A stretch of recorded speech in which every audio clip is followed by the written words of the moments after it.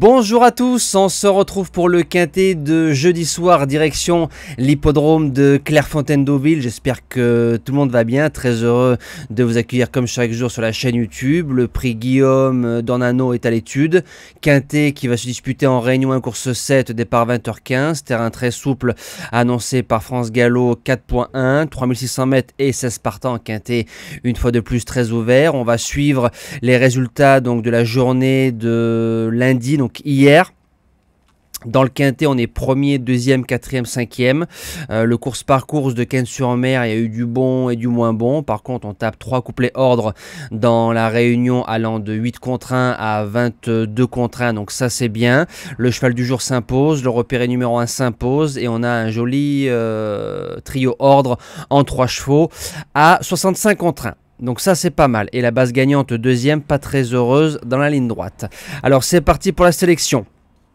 Base gagnante, le numéro 15, Inzeo Dugoué. Alors certes, on a plus vu le cheval en steeple. Reste sur 2 podiums dans les quintets plus, steeple et dans des lots bons, voire très bons.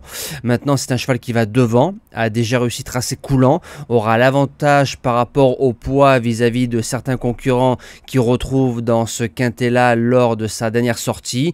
Il coche pas mal de cases. Ce sera mon gagnant. En deuxième base, le numéro 2, Bojack. Pour ceux qui se rappellent, c'était le boss des mercenaires de l'espace dans la saga DBZ. Bref, petit aparté pour ceux de ma génération.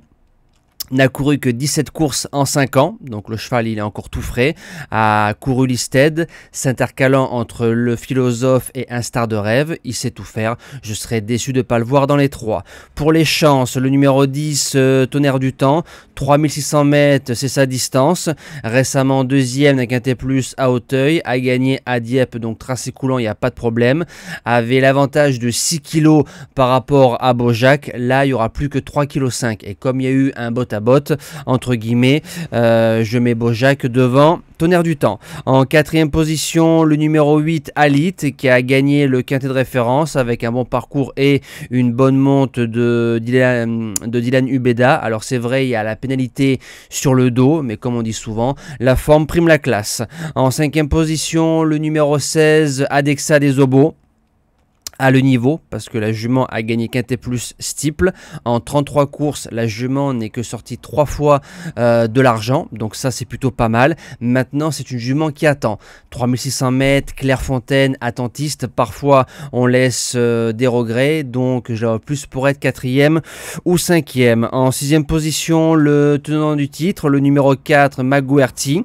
Alors il a gagné ce quintet là en 56 de valeur en 2023. Cette année il se retrouve en 59 de valeur dans un lot je pense un peu meilleur. Belle rentrée récemment, à 13 ans il a toujours envie, je le garde largement en 8 chevaux. En 7e position, le numéro 6, Groom Boy, il va à gauche, il va à droite, le cheval fait les deux spécialités, fait entre 3600 mètres et 4400 mètres, a gagné à Lyon dans un bon style, revient en 58, en 56 peut-être que je l'aurais mis un rang ou deux plus haut, en 58 c'est plus pour un lot.